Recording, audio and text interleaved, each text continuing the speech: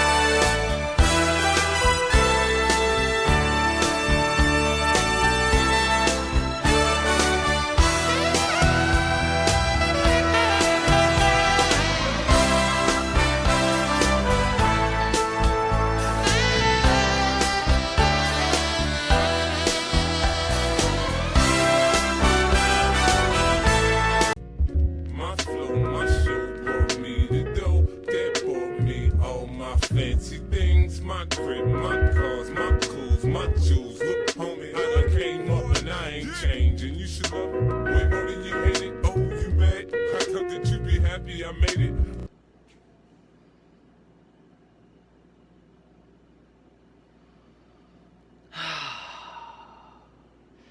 They say you don't know what you have till it's gone. So I'm just gonna sing this song. HBO is so long gone, we miss you, HBO. I'm showing off the vocal skills, but man, I was sitting here thinking, man, I was making these videos, right? You know, sitting here, I got, unofficial sponsor, shout out to Dr. Pepper, got a Dr. Pepper in my left hand. Sitting here, man, thinking about how much I miss HBO boxing. I really miss HBO boxing, man. Because I really think the sport of boxing, as far as from a television and presentation standpoint, is really lacking right here in these streets due to the absence of HBO. And I'm just gonna, go into all the reasons why I miss HBO. Like, let's start off with this, man. First of all, when we talk about the landscape of boxing programming and television right now, we're talking about DAZN, we're talking about Showtime, we're talking about ESPN and Top Rank. All three of them, I feel in one way or the other, they're lacking presentation. Whether it be from the commentary side of things, or whether it be from, just the visual graphics side of things, to how they handle the ring walks and things like that. I feel like each one of those networks is lacking somewhere. And it's like with HBO, I mean, HBO in their latter years, they weren't the HBO of old. We're not going to sit here and kid ourselves. Peter Nelson, who was pretty much the guy that was in charge of HBO, he ran them into the ground his last however many years he was there. But I'm not talking about the HBO. I'm talking about HBO for what it was in the majority of its totality.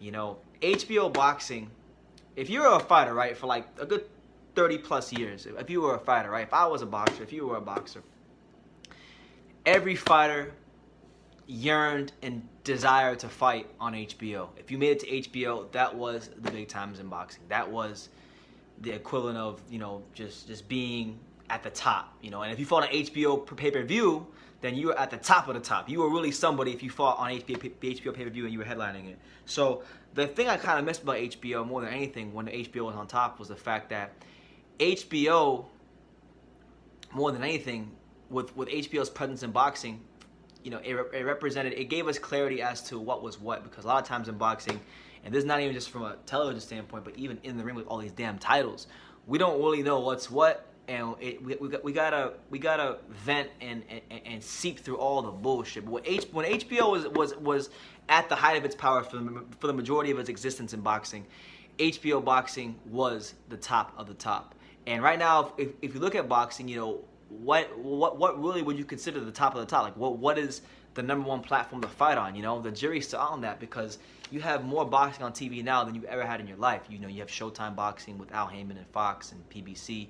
You have ESPN, Top Rank, and ESPN Plus. You have DAZN, which is its own thing.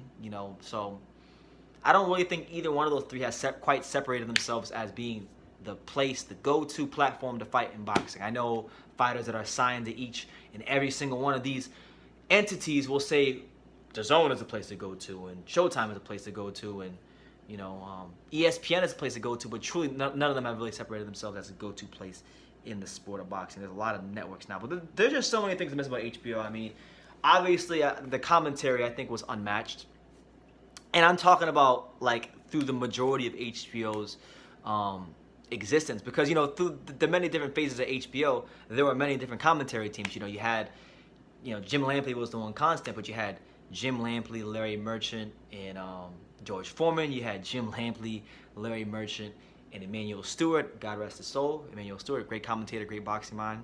Was probably one of the best commentators out there, if not the best commentator out there. And then in the latter years, you had Jim Lampley, Roy Jones Jr., and Max Kellerman, and that's pretty much what they closed out with. But either way, with Jim Lampley being the centerpiece, the anchor of what programming was on HBO boxing, they did a marvelous job of. There hasn't been a network, in my opinion, in my lifetime at least, because I can't really talk about boxing on ABC because I'm not old enough to remember boxing on ABC with Howard Cosell. I can just watch clips. But in my lifetime, I have yet to see anybody fully paint the picture and the dramatic fashion of boxing, such as HBO boxing is able to do. And I really feel like their presentation, their commentary, it's lacking a lot in boxing right now.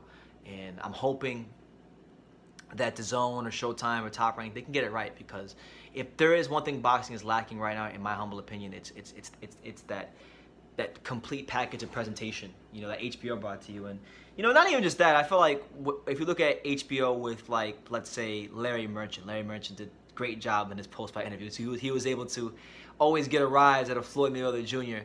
And you remember when Floyd told Larry Merchant, he said, HBO need to fire you. You don't know shit about boxing. Like, just classic moment after classic moment.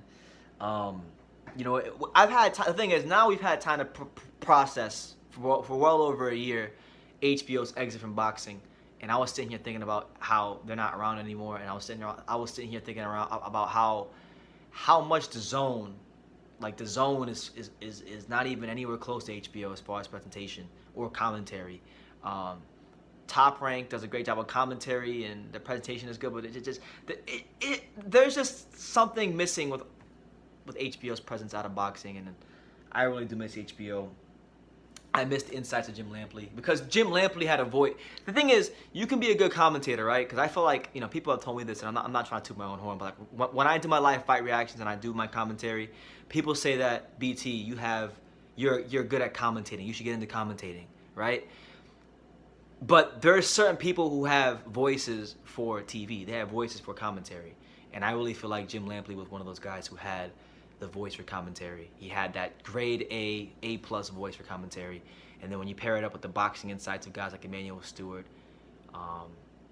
George Foreman, Roy Jones, guys like that over the years, you get boxing at its absolute best. And I really feel like what HBO boxing did better than any boxing platform before or after is they made you feel like HBO boxing made you feel what the fighters are feeling. You felt like if you weren't there in the arena, you legitimately were able to feel the intensity and the ferocity and the dramatic theater of the unexpected that we know and come to love as boxing. Nobody's done it since. So I'm really hoping DAZN gets it together, because DAZN so far, I'll be honest with you, I had high hopes for DAZN. I was really behind the DAZN, and I like what they're trying to do. I think they're putting on some fantastic fights, but they got to get the presentation side of everything down. Like, HBO boxing would have never made us wait an hour and a half for a UFC fight that's across the country to end, so we can see the face of boxing, Canelo Alvarez, take the ring and fight Sergey Kovalev for the light heavyweight championship. So I think DAZN has dropped the ball in a number of ways with the presentation. I think Showtime does great presentation, but, just not on the level of an HBO. And it's not even so much that. I think, like, HBO was innovative with their programming as well, because, like, with the 24/7 series, which they did really well, like, they were really the first ones to do that. HBO did a hell of a job with that. The narrations of Lee Shriver on the 24/7 series was unmatched television programming from HBO. So I really miss HBO boxing, and I really hope they get it right. They get it right. I know. They say, time doesn't go backwards, it goes forwards, and you got to move on. But you know, as I was sitting here, because you know, a lot of times when I'm sitting here late at night and I'm making these videos, I'm thinking of all kinds of things in regards to life and boxing.